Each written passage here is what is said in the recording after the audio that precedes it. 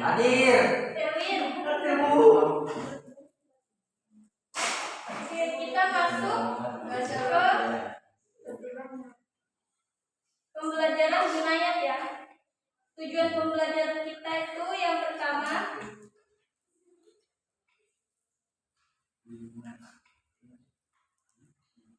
agar siswa mengerti pembunuhan, arti pembunuhan.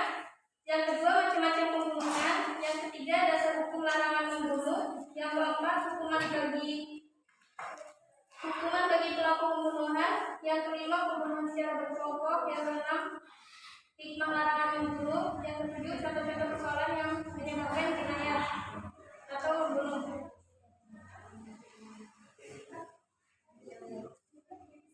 Kita mulai dari materi pertama.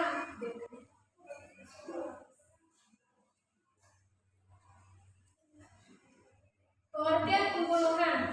Jinayat itu artinya pembunuhan ya. Pengertian pembunuhan secara bahasa adalah menghilangkan nyawa seseorang, sedangkan secara istilah pembunuh adalah perbuatan manusia yang mengakibatkan hilangnya nyawa seseorang baik dengan sengaja ataupun tidak sengaja, baik dengan alat yang mematikan ataupun dengan alat yang tidak mematikan. Artinya melenyapkan nyawa seseorang dengan sengaja ataupun tidak sengaja dengan menggunakan alat mematikan ataupun tidak. Sejalan dengan pendapat sebagian para ulama bahwa pembunuhan merupakan suatu perbuatan manusia yang menyebabkan hilangnya nyawa seseorang dan itu tidak dibenarkan oleh agama Islam. Yang kedua, macam-macam pembunuhan. Pembunuhan itu ada 3. Yang pertama, pembunuhan sengaja, yaitu pembunuhan yang telah direncanakan dengan menggunakan alat yang mematikan, baik yang melukai atau memberatkan. Yang kedua, pembunuhan seperti sengaja, yaitu pembunuhan seperti sengaja adalah pembunuhan yang dilakukan seseorang tanpa niat membunuh dan menggunakan alat yang biasanya tidak mematikan, namun menyebabkan hilangnya nyawa seseorang. Yang ketiga, pembunuhan tersalah, yaitu pembunuhan yang terjadi karena salah satu dari 3 kemungkinan. Pertama, perbuatan tanpa maksud melakukan kejahatan tetapi mengakibatkan kematian seseorang. Kedua, perbuatan yang mempunyai niat membunuh namun ternyata orang tersebut tidak boleh dibunuh. Ketiga, perbuatan yang pelakunya tidak bermaksud jahat tetapi akibat kelalaiannya dapat menyebabkan kematian. Yang ketiga, dasar hukum larangan membunuh. Bisa dibuka ya, di buku paketnya itu ada Quran surah Al-Isra ayat 33. Bisa dibaca bareng-bareng? Sudah dibuka?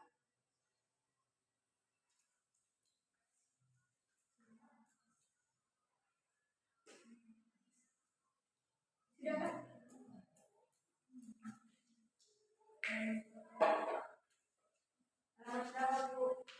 Halaman 6.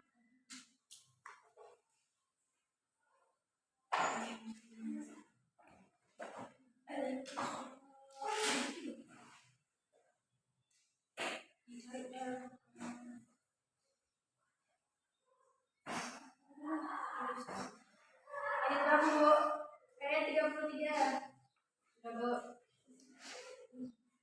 Baca bareng-bareng ya dari ta'awud.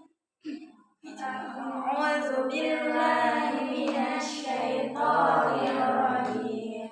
Bismillahirrahmanirrahim.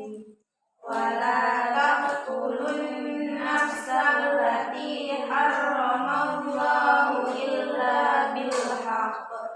Wa man qutila mazluman faqad ja'alna liwaliyhi sultanan fala yusrif fil qatl. Sudah, ayat 33 aja. Belum selesai. Belum selesai.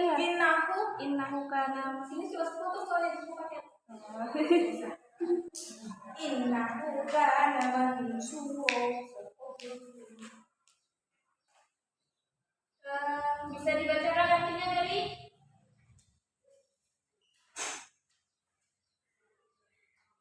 Ya, dan janganlah asalnya membunuh jiwa yang diharamkan Allah, membunuhnya melainkan dengan suatu alasan yang benar. Quran surah Al-Baqarah. Karena ada keterangan dapat dasar mengenai larangan pembunuhan, maka jika ada dua pihak yang saling membunuh tanpa alasan yang dibenarkan oleh syariat, maka orang yang membunuh maupun yang terbunuh sama-sama akan masuk neraka. Nabi Shallallahu Alaihi Wasallam bersabda, "Al-Qatilu wal maqtulu finnar." Rawahul Bukhari wa Muslim. Artinya pembunuhan dan yang terbunuh masuk neraka. Yang keempat ialah hukuman bagi pelaku pembunuhan. Pelaku atau orang yang melakukan pembunuhan setidaknya telah melanggar 3 macam hak, yaitu hak Allah, hak ahli waris, dan hak orang yang terbunuh. Artinya, balasan di dunia diserahkan kepada ahli waris korban. Apakah pembunuh akan dikisos atau dimaafkan? Jika pembunuh dimaafkan, maka wajib baginya membayar diat kepada ahli waris korban. Keterangan singkat tentang hukuman bagi pembunuh sesuai dengan macamnya. Yang pertama, pembunuhan sengaja. Hukuman bagi pelaku pembunuhan sengaja ialah kisos, yaitu pelaku yang harus diberikan sanksi yang berat. Yang kedua, pembunuhan seperti disengaja. Pelaku pembunuhan seperti sengaja tidak dikisos, ia dihukum dengan membayar diat muwaladah atau denda berat yang diambil dari harta keluarga dan dapat dibayarkan secara bertahap selama 3 tahun kepada keluarga korban. Yang ketiga, pembunuhan bersalah. Hukuman bagi pembunuhan bersalah adalah membayar diat muwafaqah atau denda ringan yang diambil dari harta keluarga pembunuh dan dapat dibayarkan secara bertahap selama 3 tahun kepada keluarga korban. Yang kelima, pembunuhan secara berkelompok. Apabila orang secara bersama-sama membunuh seseorang, maka mereka harus dihukum kisos. Hal ini disandarkan pada pernyataan Umar bin Khattab terkait praktik pembunuhan secara berkelompok yang diriwayatkan Imam Bukhari berikut. Saudara Rizmi bisa dibacakan hadisnya? Tidak tahu. Ulangan apa?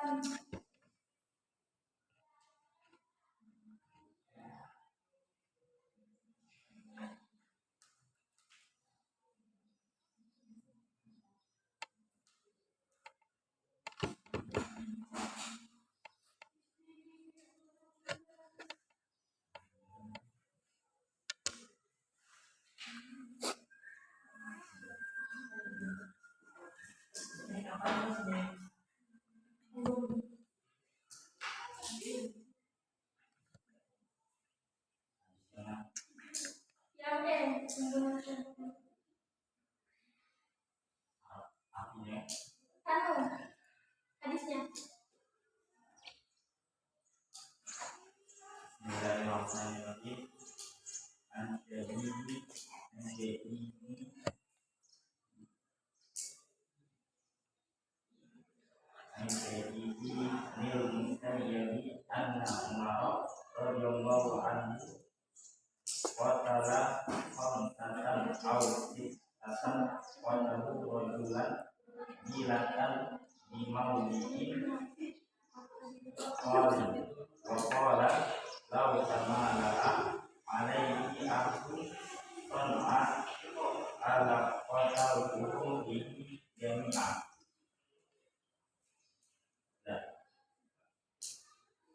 Sebenarnya ini bacakan artinya.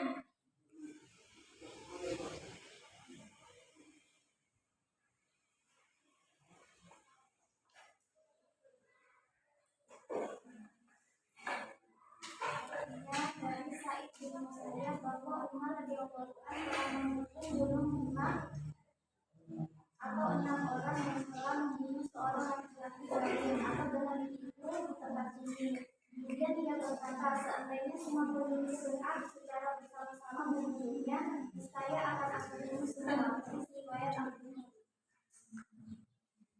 Ya, apabila sekelompok orang secara bersama-sama membunuh seseorang, maka mereka harus dihukum kisos. Yang selanjutnya, 5 larangan membunuh. Islam menerapkan hukuman bagi pelaku pembunuhan tidak lain untuk memelihara kehormatan dan keselamatan jiwa manusia. Pelaku tindak pembunuh diancam dengan hukuman yang setimpal sesuai perbuatannya. Di antara dalil yang menjelaskan tentang hukuman bagi pembunuh ialah firman Allah dalam Quran surah An-Nisa ayat 93. Ya, artinya, dan barang siapa membunuh seorang muslim dengan sengaja, maka balasannya dalam neraka jahanam. Ia kekal di dalamnya dan Allah murka kepadanya, mengutuknya dan menyediakan azab yang besar baginya. Ada pula dalam sabda Rasulullah yang berbunyi al-amdu qawadun ila ayat wa waliyun maqtul rawahu Abu Dawud. Artinya pembunuhan sengaja hukumannya adalah kecuali jika wali korban memaafkan. Setelah penjelasan tersebut, kalian bisa baca buku paket masing-masing ya. Iya, betul. Ada yang tidak dimengerti bisa tanya di buku.